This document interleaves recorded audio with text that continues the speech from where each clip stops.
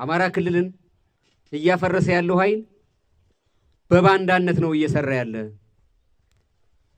የባዕዳን ተላላኪ ሆኖ ነው በባንዳነት እየሰራ ያለን ብለን በሚዲያ ስንናገር ብዙ ሰው ለፖለቲካ ፍጆታ ብለን የምንናገር ይመስለው ነበር።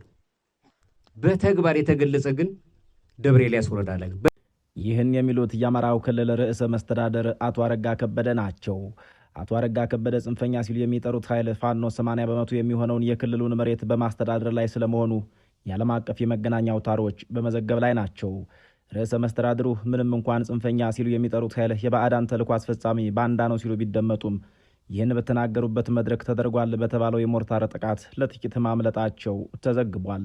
በሌላ በኩል የፋኖ ኃይሎች ከክልሉ የዞን ከተሞች ብቻም ሳይሆን የወረዳ ከተሞችም ጥርግርግ ብለው ወጥተዋል። ደጋፊዎቻቸው መከራቸውን እየበሉ ናቸው እየተባለም ነው።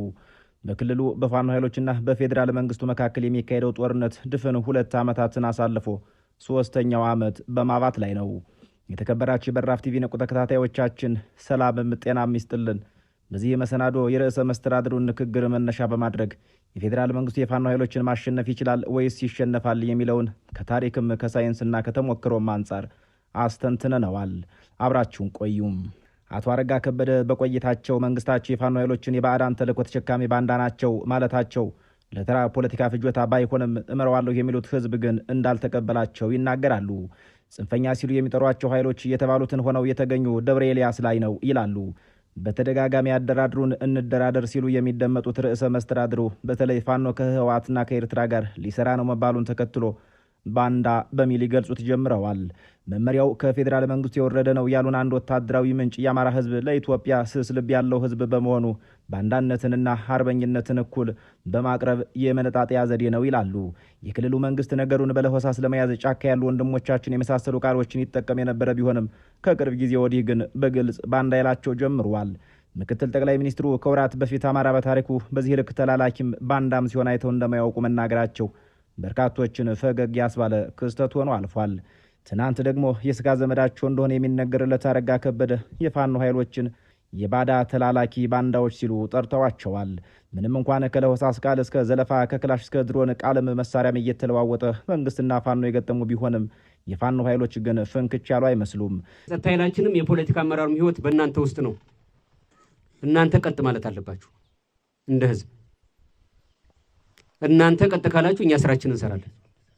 ጽንፈኝነት ኢትዮጵያን ያሸንፋትም፣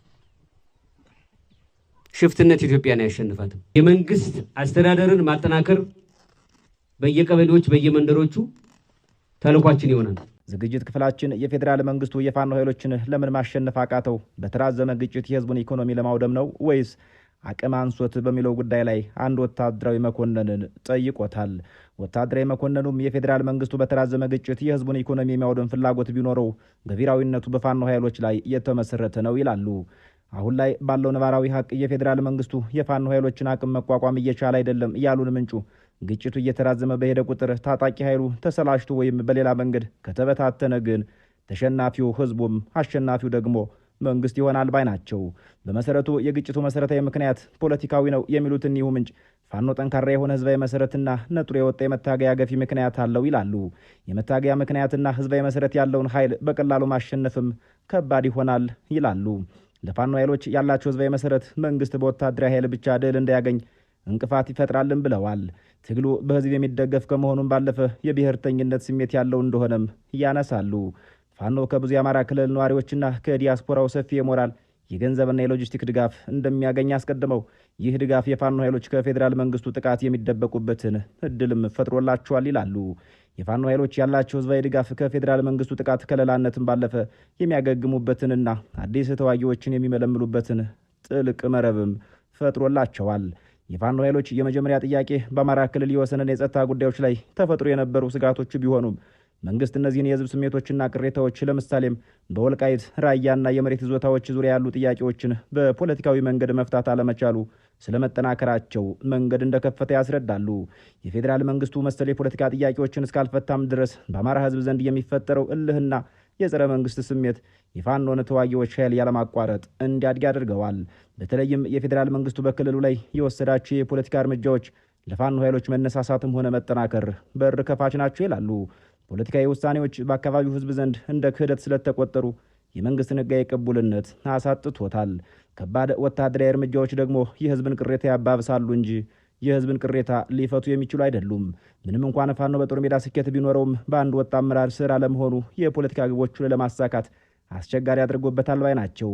የፋኖ ኃይሎች መከፋፈል መንግስትን በኃይል ለመታገል ቀላል ቢያደርግላቸውም ለመደራደርና ጦርነቱን በፖለቲካዊ መንገድ ለመቋጨት ግን ውስብስብ አድርጎታል ባይ ናቸው። የሁለቱ ተፋላሚ ወገኖች ወቅታዊ ሁኔታ ከወታደራዊ ሳይንስ አንጻር የተመለከትነው እንደሆነ ደግሞ አሸናፊ የሚሆነው ፋኖ ነው ይላሉ።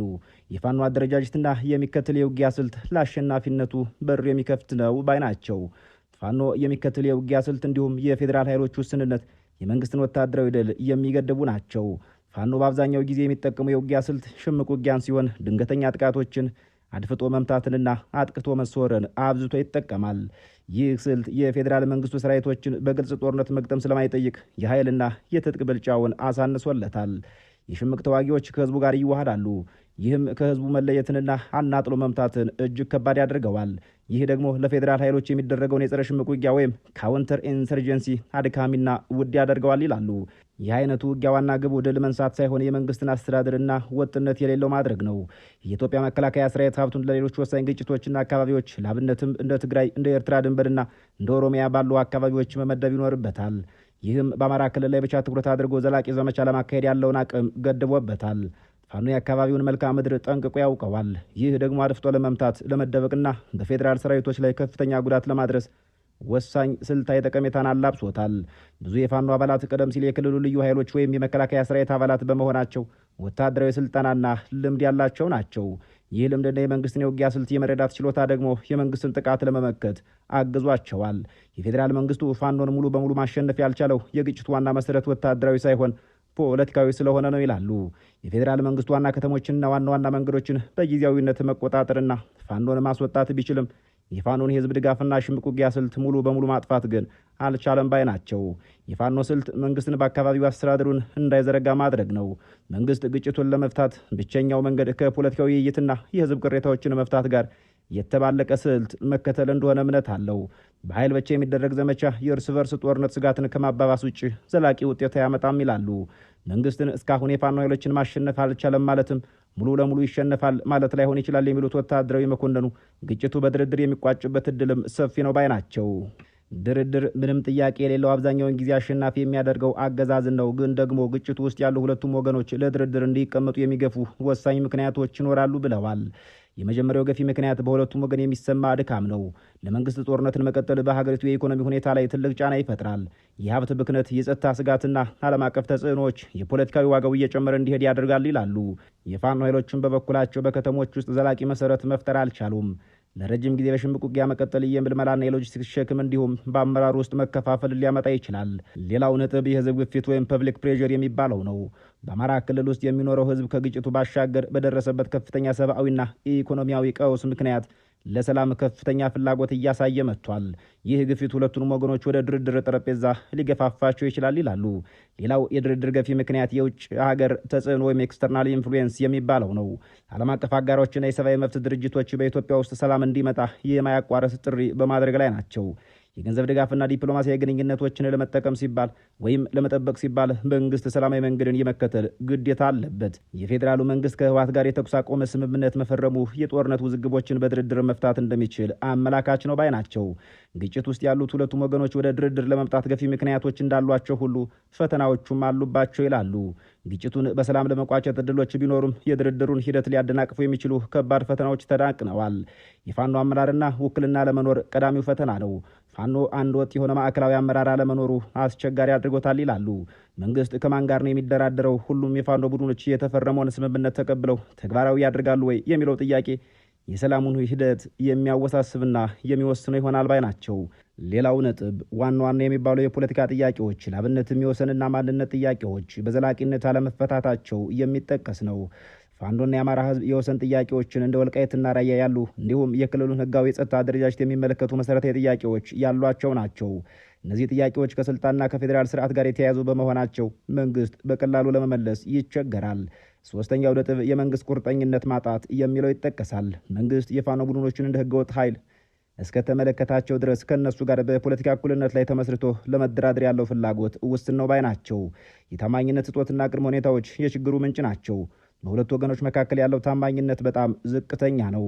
ያለፈው የትግራይ ጦርነትን ተከትሎ የተፈጠሩ ክስተቶችና በክልሉ የተፈጸሙ የሰብአዊ መብት ጥሰቶች የሁለቱ ወገኖችን ጥርጣሬ አባብሰውታል።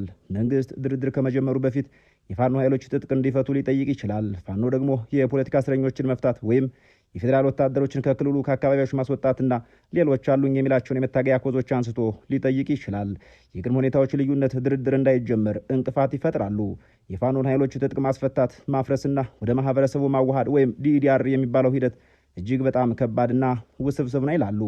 ፋኖዎቹ ለመንግስት ኃይል እጃቸውን ለመስጠት ወይም ወደ ሲቪል ህይወት ለመመለስ የሚፈልጉት ዋስትናና ጥቅማ ጥቅሞቻቸው በቂ መሆን ሲኖርባቸው እንደሆነው ሁሉ በጥቅሉ ሰላም የመፍጠር ሂደቱ ትልቅ ቢሆንም የድርድር ስኬት የሚወሰነው በፖለቲካዊ ችግሮች ላይ ለመወያየት በሚደረገው ቁርጠኝነትና የፋኖን ቡድኖች ሁሉን አቀፍ ውክልና በማረጋገጥ ላይ ነው ባይ ናቸው።